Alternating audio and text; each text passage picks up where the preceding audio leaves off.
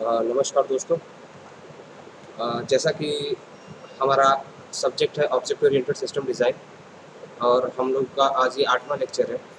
और इससे पहले हम लोगों ने ऑब्जेक्ट ओरिएंटेड सिस्टम डिज़ाइन के बारे में देखा और किस तरीके से हमने ये समझने की कोशिश की कि object oriented system design paradigms जो है वो अदर पैराडाइम्स यानी कि इम्पेरेटिव, फंक्शनल या लॉजिकल से किस तरीके से डिफ़र है और कितनी आसानी से हम लोग ऑब्जेक्ट ओरिएंटेड सिस्टम डिज़ाइन के जितने भी कॉन्सेप्ट्स हैं उनका यूज़ करके अपने प्रॉब्लम्स को या किसी भी टास्क को बहुत ही आसानी से हम लोग उसको इम्प्लीमेंट करा सकते हैं।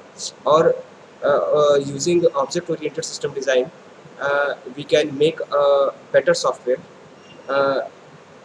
जैसा कि आप लोग जानते हैं, क्योंकि ये हमें डायनेमिक फंक्शनिंग जो एक कॉन्सेप्ट होता है, ये डायनेमिक फंक्शनिंग के कॉन्सेप्ट को ये हमारे मतलब कि यहाँ पे इम्प्लीमेंट करता है, जो कि इम्पेरेटिव पैराडाइम्स जो है वो नहीं कर पाती। अगर हम बात करें डायनेमिक फंक्शनिंग की, तो कहने का मतलब क्या है कि अगर हम इम्पेरेटिव की बात करते हैं तो इम्पेरेटिव पैराडाइम्स में क्या होता है कि जितने भी हम कोड लिखते हैं वो स्टेप बाय स्टेप लिखते हैं। उन कोड का एक अपना क्या कहते हैं कि स्टेप बाय स्टेप एक स्ट्रक्चर होता है, ठीक है ना? और उनकी फंक्शनिंग भी, यानी कि जब वो प्रोसेस करते हैं तो भी वो step by step he process करते हैं। ये नहीं कि क्या कहते हैं कि कहीं से भी बीच से कहीं से भी डायरेक्ट जाके वो बाइंड हो जाए, ठीक है ना? तो जैसा कि मैंने आपको एक डायनेमिक बाइंडिंग का एक एग्जांपल भी दिया था कि सपोज़ कीजिए अगर हम शेप नाम का फंक्शन बनाते हैं और शेप नाम के फंक्शन को अगर उस पूरे प्रोग्रामिंग में कहीं पे भी कॉल करना हो, तो हम अगर जैसे होता क्या है कि अगर मैंने एक शेप नाम का फंक्शन बनाया और उस शेप नाम के फंक्शन को का यूज़ करके हम कोई भी शेप डिज़ाइन कर सकते हैं, जैसे कि सर्कल हो गया, ओवल हो गया या फिर आपका रेक्टेंगल हो गया, पॉलीगॉन हो गया, ठीक है? तो जब भी उस पर्टिकुलर सॉफ्टवेयर में कहीं पे भी अगर हमें किसी शेप को ड्रॉ करने की ज़रूरत होगी, तो फिर हम वहाँ पे नया फंक्शन ना बना के हम उसी शेप फंक्शन को कॉल कर लेंगे, ठीक है? लेकिन जब हम फंक्शन को कॉल कर रहे होते हैं, उस समय फंक्शन को भी नहीं पता होता कि वो किस कोड के साथ बाइंड होगा, यानी कि एग्जीक्यूट होगा, ठीक है ना? यानी कहने का मतलब क्या है कि अगर हमने शेप नाम के फंक्शन को कॉल किया, तो शेप नाम का जो फंक्शन है हमारा, वो ये तो उसको है कि भाई उसको काम करने के लिए उसको कॉल किया जा रहा है, लेकिन उसे भी उस टाइम तक नहीं पता होता जब तक हम उसको ऑर्डर नहीं देते कि कौन सा शेप हमें डिज़ाइन करना है। यानी कि जिस सिचुएशन पे हमको सर्किल डिज़ाइन करना है, वहाँ पे हम जैसे ही हम शेप फंक्शन को कॉल करके जब सर्किल वाले पे क्लिक करेंगे, तो ऑटोमेटिक जो है एट अ टाइम जो है, जब वो रन होगा, उसी समय जो हमारा कोड है वो सर्किल वाले कोड के साथ बाइंड हो जाएगा, शेप फंक्शन जो है। तो ये जो बाइंडिंग है, इसी को हम डायनेमिक बाइंडिंग कहते हैं और ये चीज़ इम्पेरेटिव में पॉसिबल नहीं है दोस्तों, ठीक है? अब बात करें, चूँकि हमारा सब्जेक्ट है ऑब्जेक्ट ओरिएंटेड, तो मैंने आपको बताया था कि ऑब्जेक्ट ओरिएंटेड जो हमारा कॉन्सेप्ट है, ये इसके कुछ जो बेसिक फीचर्स हैं वो है हमारा क्लास और ऑब्जेक्ट, ठीक है ना? तो क्लास और ऑब्जेक्ट क्या होता है, इसके बारे में हम लोगों ने कई बार डिस्कस किया है। अभी तक जितने भी लेक्चर हुए हैं एटलीस्ट हम लोगों ने 1-2 बार क्लास और क्या कहते हैं आपका ऑब्जेक्ट के बारे में डिस्कस किया है। साथ में इसके अलावा और भी ऑब्जेक्ट ओरिएंटेड सिस्टम डिज़ाइन में कॉन्सेप्ट्स हैं और उस कॉन्सेप्ट्स की अगर हम बात करें, तो जैसे कि आपका ऑब्जेक्ट क्लास के अलावा inheritance, polymorphism, abstraction, encapsulation, messaging, uh, dynamic binding, ठीक है? तो ये सारा का सारा कॉन्सेप्ट जो है, ये ऑब्जेक्ट ओरिएंटेड सिस्टम डिज़ाइन के अंदर आता है। और अगर आपको प्रोग्रामिंग करनी है दोस्तों, तो आपको कहीं न कहीं सबसे पहले आपको इन सारे कॉन्सेप्ट्स के को समझना होगा कि एक्चुअल में ये कॉन्सेप्ट्स हैं क्या? क्योंकि जब तक आप इन कॉन्सेप्ट्स को नहीं समझेंगे, तब तक अगर आप कोई सॉफ्टवेयर बना रहे हैं और किस प्रॉब्लम को किस पर्टिकुलर मेथड के साथ ऑब्जेक्ट ओरिएंटेड के हम सॉल्व कर सकते हैं, ठीक है? ये चीज़ अगर आपको नहीं पता होगी, तो आप उस चीज़ का यूज़ वहाँ पे सही तरीके से नहीं कर पाएँगे, ठीक है?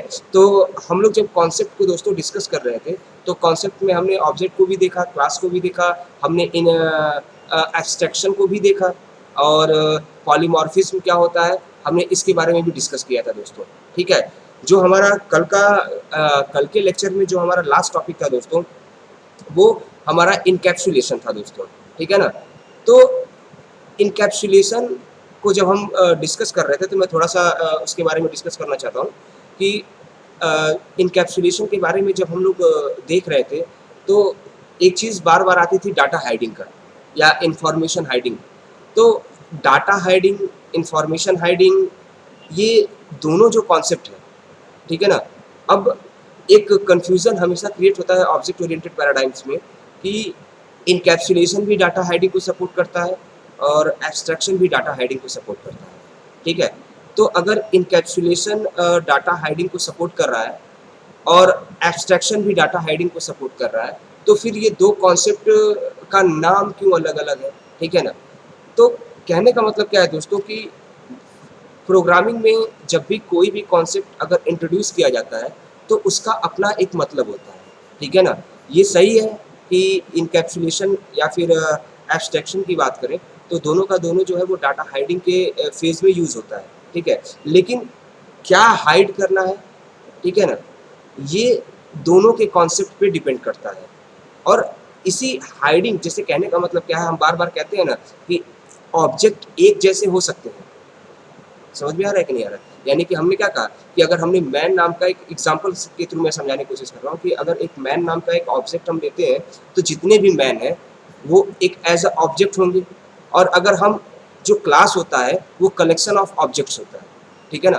तो अब वो क्लास के अंदर जितने भी ऑब्जेक्ट्स होते हैं, उनके एट्रीब्यूट और फंक्शनैलिटी कहीं न कहीं सेम होती है, लेकिन उनके एट्रीब्यूट की वैल्यू में डिफरेंस होता है, जिससे उनके बिहेवियर में भी चेंजमेंट आ जाता है। तो अगर हम इस कॉन्सेप्ट को अगर हमें याद है, तो अगर हम इनकैप्सुलेशन या फिर डाटा एब्स्ट्रैक्शन की बात कर रहे हैं दोस्तों, तो यहाँ पे भी काम क्या है कि दोनों ऑब्जेक्ट की तरह देखें तो ये दोनों सेम है, ठीक है? लेकिन इनके एट्रीब्यूट और फंक्शनैलिटी जो है, वो भी सेम है लेकिन उसकी वैल्यू में डिफरेंस है यानी कहीं न कहीं कुछ न कुछ डिफरेंस है। जैसे क्या है कि वो क्या हाइड कर रहे हैं, जैसे एब्स्ट्रैक्शन में क्या हाइड हो रहा है या फिर इनकैप्सुलेशन में क्या हाइड हो रहा है, ठीक है? तो इसको जब हम लोगों ने डिस्कस किया था तो हमने एक बात कही थी आपसे कि एब्स्ट्रैक्शन को जब मैंने डिस्कस किया था आपसे तो मैंने आपसे बताया था कि एब्स्ट्रैक्शन में क्या होता है दोस्तों कि जैसे ही अ, जब हम कोई कोड राइट करते हैं, ठीक है? तो एब्स्ट्रैक्शन में हम 2 मेंबर्स का यूज़ करते हैं, एक आपका पब्लिक मेंबर और दूसरा आपका प्राइवेट मेंबर, ठीक है दोस्तों?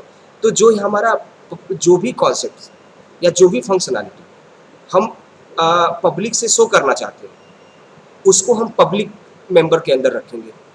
ये एक सिंटैक्स है जो कि ऑब्जेक्ट ओरिएंटेड सिस्टम डिज़ाइन के लैंग्वेज जो ग्रामर है, उसके थ्रू यूज़ किया जाता है।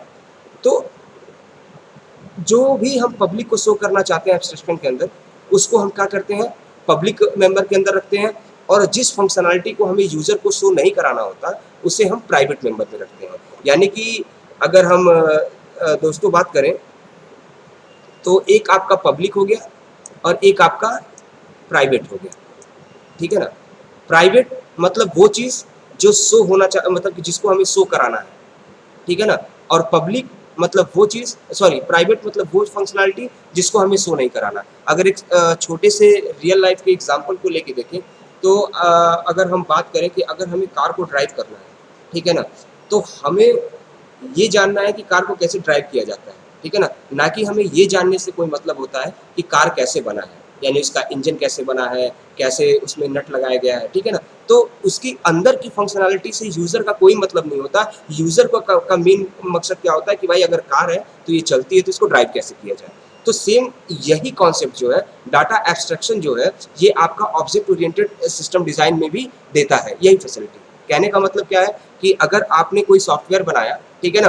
तो कौन-सी फंक्शनैलिटी यूज़र को शो होनी चाहिए और कौन-सी फंक्शनैलिटी यूज़र को नहीं शो होनी चाहिए, ठीक है ना? यानी कि अगर इम्प्लीमेंटेशन की बात करें तो हमने एक सॉफ्टवेयर को बनाने के लिए बहुत सारे कोड, बहुत सारे मॉडल इम्प्लीमेंट किए हैं। तो वो सारी चीज़ें यूज़र से उसका कोई मतलब नहीं है। क्यों? क्योंकि यूज़र को इससे मतलब नहीं होता कि सॉफ्टवेयर में कौन-कौन से कोड का यूज़ किया गया है, कहाँ कौन-सी फंक्शनैलिटी लगाई गई है, ठीक है ना? यूज़र को उससे मतलब होता है कि जो वो फंक्शनैलिटी चाहता है, क्या वो सॉफ्टवेयर वो उसको प्रोवाइड कर पा रहा है कि नहीं, ठीक है?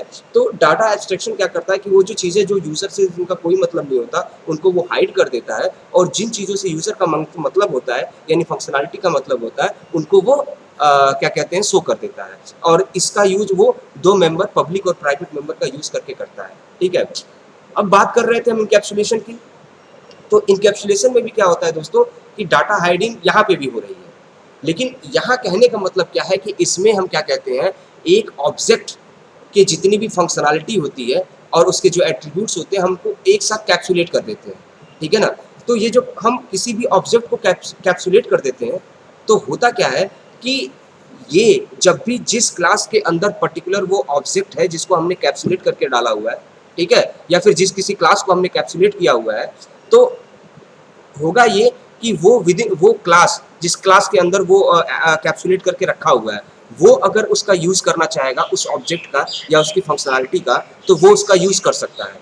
लेकिन अगर कोई बाहर का क्लास अगर उस पर्टिकुलर कैप्सुलेट ऑब्जेक्ट को यूज करना चाहेगा या फिर उस कैप्सुलेट क्लास के किसी ऑब्जेक्ट को यूज करना चाहेगा, तो वो उसका यूज नहीं कर पाएगा, ठीक है ना। यानी एक तरीके से हम कह सकते हैं कि वो क्लास का जो ऑब्जेक्ट है वो दूसरे क्लास के लिए हाइड है, यानी वो उसकी फंक्शनैलिटी को एक्वायर नहीं कर सकते, ठीक है ना। तो देखो डाटा हाइडिंग यहाँ पे भी हो रही है और डाटा हाइडिंग आपके एब्स्ट्रैक्शन में भी हो रही है, ठीक है ना। बस दोनों का क्या है कि मतलब अलग है, ठीक है ना। मतलब अलग होने का मतलब क्या है कि उसमें कुछ अलग चीज़ों को डाटा हाइड किया जा रहा है और इसमें कुछ अलग चीज़ों को हाइड किया जा रहा है, ठीक है ना। इसीलिए आप ये कन्फ्यूज़न अपने दिमाग से निकाल दीजिए कि डाटा हाइडिंग में एब्स्ट्रैक्शन होता है कि इनकैप्सुलेशन होता है, ठीक है ना। करेक्ट। इनकैप्सुलेशन का एक चीज़ याद करिए, जो मेन मोटो क्या होता है कि किसी भी ऑब्जेक्ट के जितने भी एट्रीब्यूट्स और उसकी फंक्शनैलिटी होती है उनको एक साथ बाइंड कर देना एक कैप्सूल के फॉर्म में, जैसा कि आपको ये फिगर मैंने कल दिखाया था, ठीक है ना। कि एक कैप्सूल के फॉर्म में उसके मेथड और वेरिएबल, यानी वेरिएबल जो ऑब्जेक्ट है और उसके जितने भी मेथड्स हैं उनको एक साथ कैप्सुलेट करके एक कैप्सूल फॉर्म में रख दिया जाता है, ठीक है दोस्तों। तो इस तरीके से और भी सारे फंक्शन के बारे में हमने बात किया था, फंक्शनैलिटी के बारे में हम लोगों ने बात किया था। तो ये सारी फंक्शनैलिटी को अगर हमने देखा, समझा और इम्प्लीमेंट किया, जैसे कि क्या था कि अगर इनकैप्सुलेशन की बात करें तो हमने इसको इम्प्लीमेंटेशन को भी कल देखा था कि C++ में किस तरीके से इम्प्लीमेंट होता है, क्या कहते हैं आपका, अगर बात करें जावा में तो किस तरीके से इम्प्लीमेंट होता है, ठीक है। तो दोनों जगह दोस्तों जो हमने इम्प्लीमेंटेशन देखी थी, तो एक चीज़ आपने गौर से देखा होगा कि हम एक क्लास इनकैप्सुलेट कर रहे थे, उसके अंदर जितने भी मेंबर थे उनको प्राइवेट मेंबर के रूप में असाइन कर रहे थे, वेरिएबल्स, ठीक है ना। और जितने भी आपके क्या कहते हैं, सॉरी, जितने भी आपके मतलब क्लास के अंदर जो है किसी क्लास को इनकैप्सुलेट करने के बाद जितने भी वेरिएबल्स थे हम उनको प्राइवेट में कर रहे थे, प्राइवेट मेंबर के अंदर। और जितने भी मतलब कि जिनको हमें शो करना होता है, यानी वेरिएबल की वैल्यू की बात करें तो वो हम देख लीजिए पब्लिक वाले में कर रहे हैं, ठीक है। तो ये जो मेथड है लिखने का, ये सिंटेक्स आप लोग याद रखिए, क्योंकि C++ में और जावा में कहीं ना कहीं इस ये जो प्राइवेट और पब्लिक का जो कॉन्सेप्ट है ये चेंज नहीं होता। सी भी आपकी ऑब्जेक्ट ओरिएंटेड है और जावा भी आपकी ऑब्जेक्ट ओरिएंटेड है, लेकिन सी नहीं, C++। तो अगर C++ की बात करें तो C++ को हम प्योर ऑब्जेक्ट ओरिएंटेड लैंग्वेज नहीं कहते, ठीक है। C++ को हम प्योर ऑब्जेक्ट ओरिएंटेड लैंग्वेज नहीं कहते, ठीक है। क्यों? क्योंकि C++ ऑब्जेक्ट ओरिएंटेड फीचर्स को अडॉप्ट कर सकता है, लेकिन purely object oriented system design language वो नहीं है, ठीक है। लेकिन अगर हम जावा की बात करें तो जावा एक प्योरली ऑब्जेक्ट ओरिएंटेड लैंग्वेज है, ठीक है। तो लेकिन अगर हम यहाँ पे जब हम प्राइवेट और पब्लिक मेंबर को देख रहे हैं, तो ये प्राइवेट और पब्लिक मेंबर ये आपका C++ में भी यूज़ हो रहा है और ये प्राइवेट और पब्लिक मेंबर जो है ये आपका जावा में भी यूज़ हो रहा है, ठीक है दोस्तों। अब दूसरा जो सिंटेक्स पे हमें ध्यान देने वाली चीज़ है कि दो चीज़ें दोस्तों, एक आपका गेटर मेथड और एक आपका सेटर मेथड। देखिए गेट एज लिखा हुआ है, गेट नेम लिखा हुआ है, आप इस कोड के अंदर अगर आपको ध्यान दें गेट आईडी लिखी हुई है, ठीक है ना। और जो ये लिखा है वही वो उसको रिटर्न एज कर रहा है, रिटर्न नेम कर रहा है और आपका रिटर्न आईडी कर रहा है, ठीक है ना। अब सेट नीचे देखिए उसके सेट एज लिखा हुआ है, उसके नीचे age is equal to new age, फिर आपका सेट नेम लिखा हुआ है जो जिसका टाइप स्ट्रिंग है, ठीक है, और name is equal to new name, ठीक है ना। और ठीक उसी तरीके से सेट आईडी लिखा हुआ है और आईडी का टाइप स्ट्रिंग दिया हुआ है और फिर न्यू आईडी देने का लिखने का ऑप्शन दिया होगा। तो अगर आपको ये सिंटैक्स दोस्तों समझ में आया हो, तो इस सिंटैक्स में अगर आप ध्यान दें तो जितना भी हम लोगों ने सेट के अंदर रखा है, यानी ऑब्जेक्ट ओरिएंटेड सिस्टम डिजाइन में ये दो कॉन्सेप्ट सेटर और गेटर, ये दोनों काफ़ी इंपॉर्टेंट है और इनका यूज़ बार बार किया जाता है। क्यों? क्योंकि अगर हमें किसी भी वेरिएबल की वैल्यू को मॉडिफाई करना है, या फिर वेरिएबल जो हम मॉडिफाई कर रहे हैं वैल्यू, और उसके बाद उसके साथ जो भी प्रोसेसिंग हो रही है और जो आउटपुट आपका आएगा, तो वो आउटपुट किस तरीके से शो होगा, ठीक है, मतलब वो आउटपुट को किस तरीके से लेके आएगा, ठीक है। तो गेटर और सेटर, ये दो मेथड यूज होते हैं, और जब आउटपुट एक बार आपको मिल गया तो क्या कहते हैं आपका ये system dot out dot print method के थ्रू हम उस आउटपुट को स्क्रीन पे प्रिंट करा देते हैं। तो कहने का मतलब क्या है कि आप अगर इस कोड को देखें तो आपको दिख रहा होगा कि किस तरीके से वेरिएबल चुकी है, तो वेरिएबल नेम का पब्लिक से कोई मतलब नहीं होता, ठीक है ना। तो इसलिए वेरिएबल नेम को पब्लिक को न दिखाने के लिए हमने उसको प्राइवेट कर दिया, ठीक है ना। लेकिन पब्लिक को अगर जो उसने एंट्री भरी है वो उसको देखना है, तो उसके लिए हमें गेट मेथड का यूज़ करना पड़ेगा, ठीक है ना। या फिर अगर हम अगर अपनी नेम या अपना आईडी नंबर या फिर अपना एज, ये सारी चीज़ें डिटेल अगर हम भरना चाहते हैं, तो वो सारी चीज़ें भी हम पब्लिक में रखते हैं। क्यों? क्योंकि हमें वो भी सारी चीज़ें यूज़र को शो होनी चाहिए, क्योंकि अगर यूज़र को शो ही नहीं होगा एज, तो वो आगे क्या भरेगा, ठीक है ना। तो जो चीज़ें हमें शो करानी है, ठीक है, तो वो सारी चीज़ें जो है हम पब्लिक में मेंबर पब्लिक में डाल देंगे, और जितने को हमें हाइड करना है उसको हम प्राइवेट में डाल देंगे। ये जो क्लास को हमने यहाँ पे इनकैप्सुलेट कर दिया है, तो इसका मतलब क्या है कि अब इसके अंदर जितने भी हमने ये ऑब्जेक्ट बना के रखे हुए हैं, ठीक है ना, तो अब इन ऑब्जेक्ट्स को कोई दूसरा क्लास अगर यूज करना चाहे तो वो इसको यूज नहीं कर सकता, यानी कि दूसरे क्लास के लिए वो चीजें क्या हो जाएंगी, आपकी हाइड हो जाएंगी दोस्तों, ठीक है। तो अगर ये कॉन्सेप्ट इस तरीके से मतलब कि जावा की कोडिंग में को इम्प्लीमेंट किया जाता है। एक चीज़ हमेशा याद रखिएगा दोस्तों कि अगर आप कोई भी कॉन्सेप्ट पढ़ते हैं, तो कॉन्सेप्ट को समझने के बाद उसको किस तरीके से इम्प्लीमेंट करना है, वो सबसे अधिक वो काफ़ी मतलब वो सबसे इम्पोर्टेंट पार्ट है, क्योंकि जब तक आप समझ के उसको इम्प्लीमेंट नहीं करते हैं, तब तक फिर उसका कोई मतलब रह नहीं जाता है, ठीक है ना। तो अगर हम इनकैप्सुलेशन पढ़ते हैं और मैंने अगर आपको ये प्रोग्राम बताया, ठीक है ना, कि किस तरीके से इस प्रोग्राम का स्ट्रक्चर है, कहाँ पे हम पब्लिक यूज़ कर रहे हैं, कहाँ पे हम प्राइवेट यूज़ कर रहे हैं, पब्लिक का यूज़ हम क्यों कर रहे हैं, प्राइवेट का यूज़ क्यों कर रहे हैं, गेट मेथड क्यों लगा रहे हैं, सेट मेथड क्यों लगा रहे हैं, या फिर किस तरीके से हम उसका आउटपुट सिस्टम पे शो कराएंगे, ठीक है ना, जिसके लिए हम system dot out dot print method का यूज़ कर रहे हैं, ठीक है ना। तो ये सारी चीज़ें अगर आपको समझ में आती हैं और जब आप प्रैक्टिस करेंगे तब आपको पता चलेगा कि कहाँ पे कौन सा सिंटेक्स कब लिखना है, ठीक है ना। और अगर आपने सारे कॉन्सेप्ट्स को बहुत ही अच्छे से एनालाइज किया है, तो आपको ये समझ में आ जाएगा कि कौन सा मेथड कब अप्लाई होगा, यानी कि कब कौन सी प्रॉब्लम होगी तो हम कौन सा मेथड अप्लाई करेंगे वहाँ पे, ठीक है ना। और ये आप तभी कर सकते हैं जब आपको पता हो कि ऑब्जेक्ट ओरिएंटेड सिस्टम डिजाइन के कॉन्सेप्ट्स कौन कौन से हैं और किस तरीके से हम उसको मतलब कि इम्प्लीमेंट करेंगे, ठीक है दोस्तों। क्योंकि कॉन्सेप्ट को समझना और किस तरीके से कोड के थ्रू उसको इम्प्लीमेंट करना है, दोनों चीज़ें अगर आपको आएंगी तभी जाके आप किसी सॉफ्टवेयर डेवलपमेंट में की फील्ड में अच्छा काम कर पाएंगे, ठीक है दोस्तों। तो इसके बाद जो हमारा अगला टॉपिक है दोस्तों, वो हमारा अगला टॉपिक है इंट्रोडक्शन ऑफ यूएमएल, ठीक है ना, यानी कि यूनिफाइड मॉडलिंग लैंग्वेज। ओके दोस्तों, तो हाँ, तो दोस्तों जैसा कि हम बात कर रहे थे, तो जो हमारा आज का टॉपिक था वो है इंट्रोडक्शन टू यूएमएल, यानी कि यूनिफाइड मॉडलिंग लैंग्वेज, ठीक है। तो यूनिफाइड मॉडलिंग लैंग्वेज की अगर हम बात करें, तो जैसा कि देखिए आपको डिफिनीशन में लिखा हुआ है, ये डिफिनीशन अगर आप लोग ध्यान से देखें तो जैसा कि इसमें लिखा हुआ है कि UML is a general purpose modelling language, ठीक है। The main M of UML is to define a standard way to visualize the way a system has been designed. It is quite similar to blueprint used in other fields of engineering. Means अगर UML यानी कि unified modelling language की बात करें, तो actually में ये एक विजुअलाइजेशन है।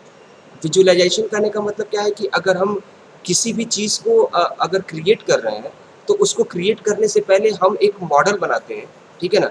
कि किस तरीके से हम मतलब कि उस मॉडल के थ्रू हम ये जानने की कोशिश करते हैं कि किस तरीके से किसी प्रॉब्लम का सॉल्यूशन या किसी टास्क को परफॉर्म करवाया जा सकता है, ठीक है? अब जो यूनिफाइड मॉडलिंग लैंग्वेज है, ठीक है ना? इसका मेन मोटो क्या है कि आप अगर कोई सॉफ्टवेयर डेवलप कर रहे हैं, ठीक है ना? तो जिस भी अगर आप वो object oriented system design paradigms का यूज़ करके अगर उसको डेवलप कर रहे हैं, तो यहाँ पे क्या है कि ऑब्जेक्ट्स हैं, क्लासेस है, पॉलीमॉर्फिज्म है, इनहेरिटेंस है, एब्स्ट्रैक्शन है, इनकैप्सुलेशन है। तो ये सारे के सारे कॉन्सेप्ट्स जो हैं, वो किस तरीके से एक जगह पे यूज़ हो रहा है, यानी कि कहाँ पे कौन-सा कॉन्सेप्ट यूज़ हो रहा है, ये जब तक आप एक मॉडल नहीं क्रिएट करेंगे, ठीक है? तब तक आप उसको इम्प्लीमेंट नहीं कर सकते। यानी एक तरीके से देखिए जैसा इसमें लिखा हुआ है कि हर इंजीनियरिंग फील्ड में अगर कुछ भी हम बनाने की कोशिश करते हैं, तो सबसे पहले हम उसका एक मॉडल या आर्किटेक्चर जो है, वो क्रिएट करते हैं। तो यहाँ पे भी सेम वही चीज़ है, ठीक है ना? अब यूनिफाइड मॉडलिंग लैंग्वेज यानी कि अगर यूएमएल की बात करें, तो कई सारे डायग्राम हैं, ठीक है ना? जो यूएमएल के अंदर आते हैं, हम सभी को डिस्कस करेंगे। लेकिन आज हम इंट्रोडक्शन को देखते हैं, तो कई सारे जैसा कि मैं कह रहा था कि कई सारे डायग्राम्स हैं, जो कि यूएमएल के अंदर आते हैं और जिनका यूज़ करके हम सॉफ्टवेयर को अच्छा डेवलप कर सकते हैं या फिर किसी सॉफ्टवेयर को डेवलप करने से पहले जो हम मॉडल क्रिएट करते हैं, उस मॉडल को अच्छे से और सही तरीके से क्रिएट कर सकते हैं, ताकि हमारा जो इम्प्लीमेंटेशन हो, वो एकदम करेक्ट हो, उसमें कोई भी क्या कहते हैं कि प्रॉब्लम ना हो। यानी कि जिस मोटो के लिए, जिस पर्पज़ के लिए उस मॉडल सॉफ्टवेयर को हम डेवलप कर रहे हैं, वो उसी मोटो पे काम करे, ना कि मेल फंक्शनिंग करे, ठीक है? तो और इसके नीचे वाले डेफिनेशन को भी हम देख लेते हैं, ठीक है?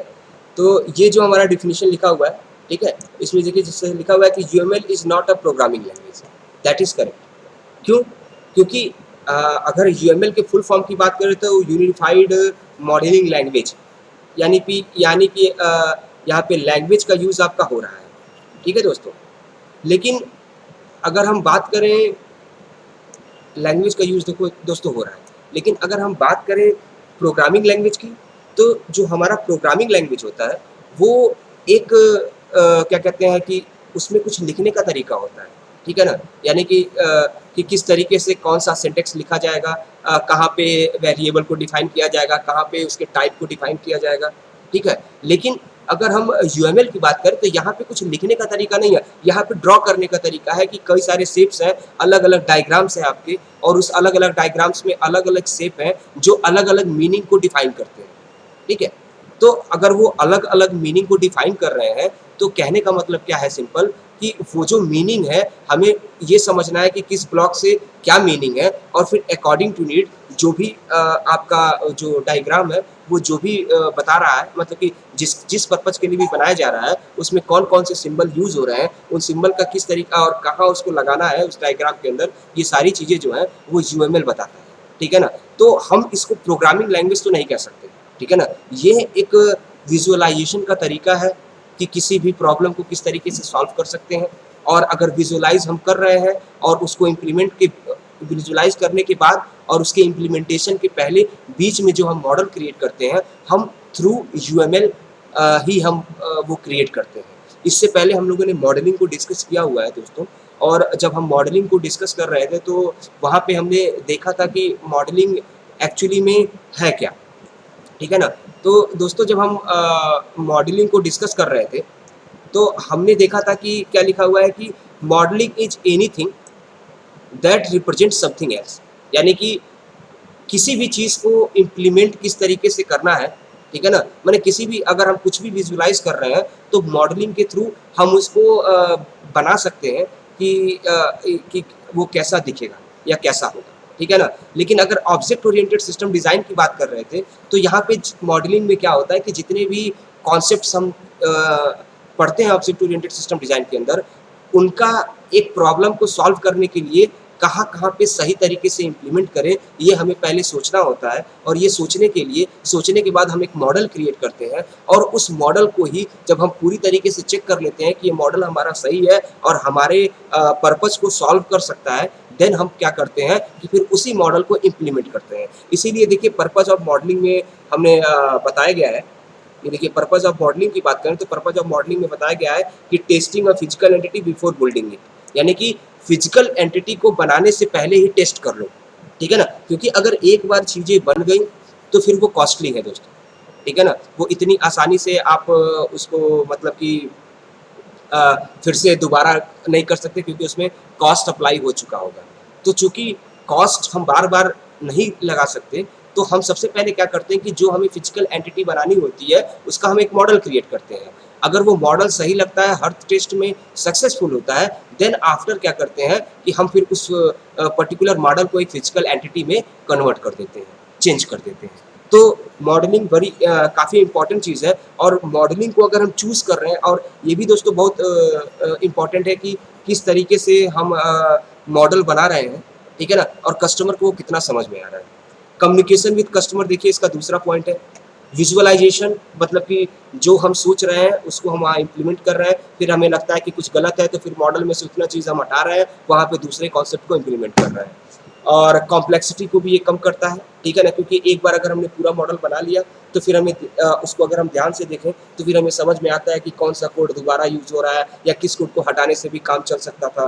तो उन सारी चीज़ों को हम हटाने से हम अपने कोड को और थोड़ा-सा सिंपल बना सकते हैं, ठीक है दोस्तों? तो जो मॉडलिंग का कॉन्सेप्ट दोस्तों यहाँ पे है, ठीक है? वही मॉडलिंग का कॉन्सेप्ट जो है दोस्तों, वो आपका यूएमएल मॉडलिंग में भी है, यानी यूनिफाइड मॉडलिंग में भी है, ठीक है ना? क्योंकि इनका भी जो मेन पर्पज़ है दोस्तों, वो मेन पर्पज़ क्या है कि किस तरीके से सॉफ्टवेयर को डेवलप किया जाए, ठीक है? और सॉफ्टवेयर को डेवलप करने के लिए अगर हम ऑब्जेक्ट ओरिएंटेड फीचर की बात कर रहे हैं, तो वो ऑब्जेक्ट ओरिएंटेड फीचर जो है, वो क्या होगा, ठीक है? कि किस जगह पे कौन-सा ऑब्जेक्ट ओरिएंटेड फीचर हम लगाएँगे, ठीक है? तो इसके अलावा जो हमारा नेक्स्ट स्लाइड है, तो जैसा कि देखिए यहाँ पे लिखा हुआ है कि do we really need UML, ठीक है? तो ये जो लिखा हुआ है कि do you really need UML, तो क्या हमें लगता है कि हमें यूएमएल की ज़रूरत है, ठीक है? तो अगर मुझसे पूछा जाए इस क्वेश्चन का आंसर, तो जैसे देखिए पहले हम देख लेते हैं कि हमारी स्लाइड में क्या लिखा हुआ है। तो अगर हम दोस्तों स्लाइड की बात करें तो देखिए लिखा हुआ है complex applications need collaboration and planning for multiple terms and hence require a clear and uh, concise way to communicate amongst them, ठीक है? उसके बाद दूसरा क्या लिखा हुआ है कि businessman do not understand code, so UML become essential communicate with non-programmers essential requirements function functionality and process of them, ठीक है? उसके बाद से दोस्तों अगर हम बात करें अपने इस कोड की, तो a lot of time is saved down the line when terms are able to visualise process user interconnection and static structure of the system. तो ये जो सिंटैक्स लिखा हुआ है, तो अगर आप इसमें पहले वाले की बात करें कि अगर हम इसकी बात करें, ठीक है दोस्तों, तो इसका कहने का मतलब क्या है कि हम अगर कोई बड़ा काम करने चाहते हैं, या कोई बड़ा प्रोजेक्ट इस्टेब्लिश करना चाहते हैं, या कोई एक ऐसा सॉफ्टवेयर बनाना चाहते हैं कि जो काफ़ी ज़्यादा फंक्शनैलिटी को कवर करता है, तो हमें कहीं न कहीं सबसे पहले उसकी मॉडलिंग करनी होगी, ठीक है? और ये जो हमारी मॉडलिंग है, ये अगर हम ऑब्जेक्ट ओरिएंटेड पैराडाइम्स का यूज़ करके अगर हम वो मॉडलिंग कर रहे हैं, तो कहीं न कहीं यूएमएल की ज़रूरत हमें पड़ेगी, क्योंकि यूएमएल जो है, ये हमें जितने भी कॉन्सेप्ट्स हैं हमारे, ठीक है? यानी कि जो भी हमारे कॉन्सेप्ट्स हैं, जैसे कि ये अगर हम बात करें कि किस तरीके से ऑब्जेक्ट काम करता है, क्लास या इनहेरिटेंस में या पॉलीमॉर्फिज्म में, ठीक है ना? तो ये सारे के सारे की एक अपनी फंक्शनैलिटी होती है, एक अपना क्या कहते हैं कंस्ट्रक्शन एक कोड होता है, ठीक है? तो ये सारी की सारी चीज़ों को अगर हमें एक बड़े सॉफ्टवेयर को बनाने में इम्प्लीमेंट करना है, तो हमें कहीं न कहीं जो है यूएमएल के थ्रू जितने भी आपके ये डायग्राम्स हैं या आर्किटेक्चर है, उनका ही यूज़ करना होता है और उन्हीं का उन्हीं को देखने के बाद उसी तरीके से हम अपने मॉडल को क्रिएट करते हैं और उसी अकॉर्डिंग टू मॉडल जो है हम कस्टमर के साथ कम्युनिकेट करते हैं और क्या करते हैं, और अगर कस्टमर सेटिस्फाई होता है तो फिर हम क्या करते हैं कि उसी मॉडल को फिजिकल एंटिटी में या क्या है कि रियल वर्ल्ड में हम लोग इम्प्लीमेंट करते हैं। ठीक है। अगर हम दूसरा जो हमारी ये लाइन लिखी हुई है, तो जैसा कि लिखा है businessman do not understand code, correct है, क्योंकि अगर बिजनेसमैन कोड को समझता तो फिर वो हमारे पास ही क्यों आता, वो खुद ही बना लेता सॉफ्टवेयर। ठीक है। तो अगर बिजनेसमैन को कोड से मतलब नहीं है, बिजनेसमैन को मतलब क्या है कि उसकी फंक्शनैलिटी वर्क कर रही है कि नहीं कर रही है। और बिजनेसमैन को अगर आप आधा अधूरा कोड बना के दिखाते भी हैं तो बिजनेसमैन को वो ना समझ में आएगा कि क्या हो रहा है, कैसे हो रहा है। ठीक है ना। तो वहाँ पे ये जो यूनिफाइड मॉडलिंग लैंग्वेज है, इसके थ्रू जितने भी डायग्राम्स हैं, अगर इनका यूज़ करके अगर हम मॉडल को क्रिएट करते हैं, तब कस्टमर को कहीं न कहीं समझ में आता है कि हम क्या कोडिंग करने मतलब कि हमारा जो सॉफ्टवेयर जो क्रिएट होगा वो किस तरीके से फंक्शनैलिटी को परफॉर्म करेगा। ठीक है। और किस तरीके से फंक्शनैलिटी को परफॉर्म करेगा, और दूसरी चीज़ कहें कि फंक्शनैलिटी भी, और दूसरी चीज़ की उसको उस मॉडल के थ्रू पूरा आर्किटेक्चर समझ में आ जाएगा कि कहाँ से इन होगा डाटा, डाटा कैसे प्रोसेस होगा और किस तरीके से वो यूज़र को क्या कहते हैं एज अ आउटपुट मिलेगा। ठीक है ना। तो कहीं ना कहीं ये जो मॉडलिंग है या फिर यूएमएल की बात करें, तो ये बिजनेस के साथ सॉरी हमारे कस्टमर के साथ कम्युनिकेट करने के लिए भी काफ़ी बेनिफिशियल है। ठीक है। ये हमारे टाइम को भी बचाता है। टाइम को बचाने का मतलब क्या है कि अगर हमने बिना मॉडलिंग किए हुए अगर हमने कुछ बना दिया, ठीक है, तो होगा क्या कि कस्टमर अगर बनने के बाद उसको देखता है, उसको उसमें बहुत सारी प्रॉब्लम्स नज़र आती हैं, तो फिर आप दोबारा से वो उसको पैसा नहीं देगा आपको बनाने का। ठीक है ना। तो पहले अगर आप मॉडलिंग क्रिएट कर लेंगे और अकॉर्डिंग टू मॉडल अगर कस्टमर को वो मॉडल समझ में आ जाता है और फिर आप अगर उसको इम्प्लीमेंट करते हैं, तो आप ये जान लीजिए कि फिर दोबारा से उसमें कुछ करेक्शन करने की ज़रूरत आपको नहीं होगी और वो आपका टाइम भी बचाएगा। ठीक है ना। वो हैट्रिक नहीं होगा आपके लिए। क्लियर है दोस्तों। अब जैसा कि मैं बात कर रहा था कि अगर object oriented concepts used in UML, जैसा कि देखिए यहाँ पे लिखा हुआ है, जो इसकी हेडिंग है दोस्तों, कि object oriented concepts used in UML. ठीक है ना। तो हमें पता है कि ऑब्जेक्ट ओरिएंटेड सिस्टम डिज़ाइन की बात करें तो कुछ चुनिंदा या फिर कुछ नंबर ऑफ कुछ कॉन्सेप्ट्स हैं, उन्हीं का यूज़ करके हम किसी प्रॉब्लम को सॉल्व करते हैं। कहने का मतलब क्या है कि भाई मॉडल भी हम क्या बनाएंगे कॉन्सेप्ट के अकॉर्डिंग, कि जो ऑब्जेक्ट ओरिएंटेड सिस्टम डिज़ाइन के अंदर जितने भी कॉन्सेप्ट्स हैं, उन कॉन्सेप्ट्स के अकॉर्डिंग ही हम मॉडल बनाएंगे। ठीक है। तो अगर हम ऑब्जेक्ट ओरिएंटेड के कॉन्सेप्ट्स को अगर हम देखें तो क्या है, वही class, objects, inheritance, abstraction, encapsulation, polymorphism. ठीक है ना। तो जैसे कि अगर एक क्लास की बात करें तो अ class defines a blueprint that is structure and function of an object, या दूसरे तरीके से कहें तो कलेक्शन ऑफ ऑब्जेक्ट्स। ठीक है। और वो ऑब्जेक्ट्स जिनकी फंक्शनैलिटी और एट्रीब्यूट्स सेम। ठीक है ना। हाँ, उनके एट्रीब्यूट की वैल्यूज में डिफरेंस हो सकता है, लेकिन उनकी फंक्शनैलिटी और एट्रीब्यूट्स लगभग सेम होंगे। ऑब्जेक्ट की बात करें तो हमारा रियल वर्ल्ड एंटिटी, ठीक है, जो जिसको हम ले रहे हैं, ठीक है ना, जिसके कुछ एट्रीब्यूट और फंक्शन होंगे। इनहेरिटेंस की अगर दोस्तों बात करें तो जैसा कि देखिए लिखा हुआ है कि inheritance is a mechanism by which child class inherit the properties of their parent class. ठीक है। मीन्स कि जिस तरीके से रियल लाइफ में पेरेंट जो चाइल्ड होता है, पेरेंट की कुछ न कुछ प्रॉपर्टी उसके अंदर होती है, जिसको वो हम लोग कहते हैं कि पेरेंट से चाइल्ड को मिला है। तो ठीक वही जो रियल लाइफ का जो कॉन्सेप्ट है, उसी कॉन्सेप्ट को हमने ऑब्जेक्ट ओरिएंटेड सिस्टम डिज़ाइन में इनहेरिटेंस रखा है। ठीक है ना। तो इसमें होता क्या है कि जो सुपर क्लास होता है और एक उसका सब क्लास होता है, तो सब क्लास जब भी चाहे तो सुपर क्लास की फंक्शनैलिटी को इनहेरिट कर सकता है। बात करें दोस्तों एब्स्ट्रैक्शन की, तो mechanism by which implementation detail are hidden from user, यानी कि हम किस तरीके से अगर कि हम कौन सी फंक्शनैलिटी को यूज़र को हमें शो करना है, कौन सी फंक्शनैलिटी को हमें यूज़र को शो नहीं करना है, ये हम एब्स्ट्रैक्शन के थ्रू कर सकते हैं। इसमें हम 2 मेंबर्स का यूज़ करते थे, एक पब्लिक मेंबर और एक आपका प्राइवेट मेंबर, ठीक है ना? तो अगर पब्लिक मेंबर की बात करें, तो जो हमें शो कराना होता था पब्लिक को, वो हम पब्लिक के अंदर रखते थे, और जो हमें पब्लिक को शो नहीं कराना होता था, वो हम प्राइवेट के अंदर रखते थे। जैसा कि हम लोगों ने बताया भी था कि जो वेरिएबल्स के नेम हम लेते हैं, वो वेरिएबल्स के नेम से पब्लिक को कोई मतलब नहीं होता, इसलिए हम उसको प्राइवेट के अंदर रखते हैं, लेकिन उसकी वैल्यू जहाँ पुट हो रही है और जो आउटपुट हमें शो हो रहा है, वो हम पब्लिक के अंदर रखते हैं और गेटर और सेटर मेथड का यूज़ करते हैं। हम लोगों ने इससे पहले जो प्रोग्राम बनाया था, तो उस प्रोग्राम को किस तरीके से इम्प्लीमेंट किया गया था और कौन-कौन से कॉन्सेप्ट वहाँ पे यूज़ किए गए थे, हमने उस प्रोग्राम को पूरा डिस्कस किया था, तो आपको होप सो वो समझ में आया होगा।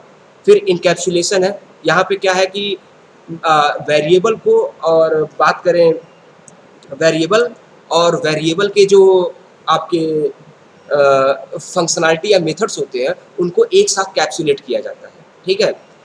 और पॉलीमॉर्फिज्म, यानी कि एक बार एक चीज़ को बनाइए, यानी कि इसका एक सिंपल एग्जांपल भी दिया गया था कि किस तरीके से एक पर्सन जो है, एक टाइम में फादर भी हो सकता है, हस्बैंड भी हो सकता है और एम्प्लॉय भी हो सकता है। यानी ऑब्जेक्ट एक ही है, लेकिन अलग-अलग सिचुएशन में उसकी फंक्शनैलिटी बदल जा रही है।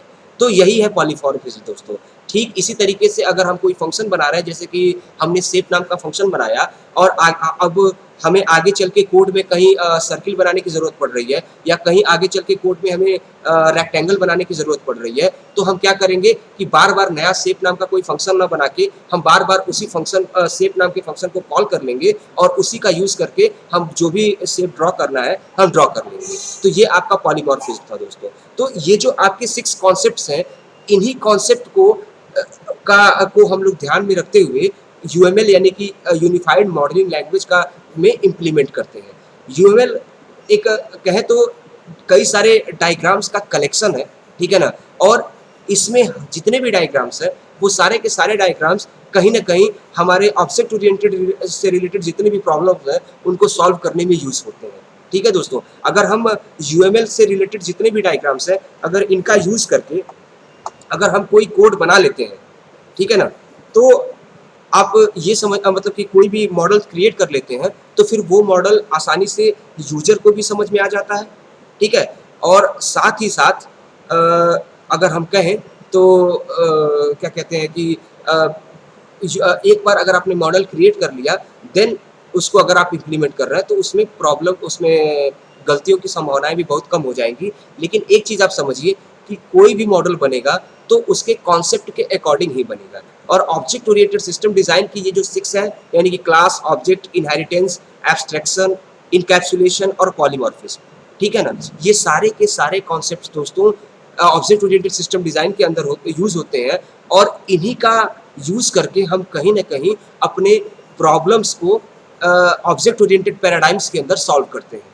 तो कोई भी मॉडल बनेगा, तो उस मॉडल के अंदर आपके यही कॉन्सेप्ट्स यूज़ होंगे। बस वो मॉडल हमको ये बताएगा कि कहाँ पे कौन-सी प्रॉब्लम आई, और उस प्रॉब्लम को सॉल्व करने के लिए ये जो हमने इतने कॉन्सेप्ट पढ़े हैं ऑब्जेक्ट ओरिएंटेड सिस्टम डिज़ाइन के अंदर, वो कहाँ पे हम इम्प्लीमेंट करेंगे। ठीक है दोस्तों? और मैं बार-बार कह रहा हूँ कि आपको ये बेसिक जितनी भी ये सारी चीज़ें हैं, इनका रियल मतलब क्या है, कॉन्सेप्ट क्या है, उसको आपको अंडरस्टैंड करना होगा। और प्लस जो भी इसका इम्प्लीमेंटेशन कैसे हम कर रहे हैं कोड में, उस इम्प्लीमेंटेशन को भी हमें सीखना होगा दोस्तों। अगर ये दोनों चीज़ें हम नहीं कर रहे हैं, तो कहीं न कहीं जो है हमारा कोड जो है वो सही नहीं होगा, ठीक है? तो हमें ये हमेशा ध्यान रखना है कि जब भी हम कोई सॉफ्टवेयर बनाएँ, तो उसमें मॉडल किस तरीके से क्रिएट करें और कौन-सा कॉन्सेप्ट है उस पर्टिकुलर लैंग्वेज में, जिसका यूज़ करके हमें उस मॉडल को क्रिएट करना है। और जब भी हम मॉडल को चूज़ करें, तो वो बहुत ही सोच समझ के करें, क्योंकि अगर आपने गलत मॉडल चूज किया तो आपका सॉफ्टवेयर जो है जिस पर्पज के लिए बनाया जा रहा है दोस्तों, वो पर्पज उस सॉफ्टवेयर का सॉल्व नहीं होगा। ठीक है, तो अगर आपको सॉफ्टवेयर अच्छा बनाना है तो आपको सही मॉडल चूज करना पड़ेगा, और सही मॉडल चूज करने के लिए आपको यूएमएल के अंदर जितने भी मॉडल्स हैं, डायग्राम्स हैं, उनको समझना होगा। ठीक है दोस्तों, तो चलिए हम अपनी नेक्स्ट स्लाइड की अगर बात करें, तो डायग्राम्स और architectures in UML can be broadly classified as, दो तरीके से यूएमएल के जो मेन आर्किटेक्चर है उसको दो तरीके से डिवाइड किया गया है, मतलब कि दो पार्ट में डिवाइड किया गया है, और इसी दो पार्ट के अंदर पूरा यूएमएल का जितना डायग्राम है वो सारा का सारा डायग्राम आता है। ठीक है ना, तो अगर हम सबसे पहले वाले की बात करें तो यानी कि स्ट्रक्चरल, और अगर हम दूसरे वाले की बात करें तो यानी कि बिहेवियर डायग्राम्स। ठीक है ना, तो अगर स्ट्रक्चर डायग्राम्स की बात करें तो क्या लिखा हुआ है कि कैप्चर स्टैटिक एस्पेक्ट्स और स्ट्रक्चर्स ऑफ अ सिस्टम। ठीक है, structure static aspects and structure of a system, यानी कि अगर कोई सिस्टम बनाया जा रहा है तो क्या क्या कहाँ कहाँ पे कैसे उसका स्ट्रक्चर होगा, यानी क्या होगा, उसके बाद से फिर कैसे काम करेगा, ये सारी चीज़ें उस स्ट्रक्चर के रूप में आपको दिखाई जाएंगी। ठीक है ना,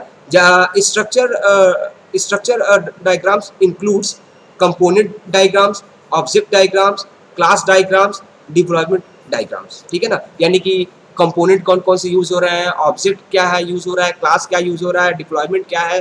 ठीक है ना, तो ये सब जो है वो आपको स्ट्रक्चर डायग्राम के अंदर मिलेगा।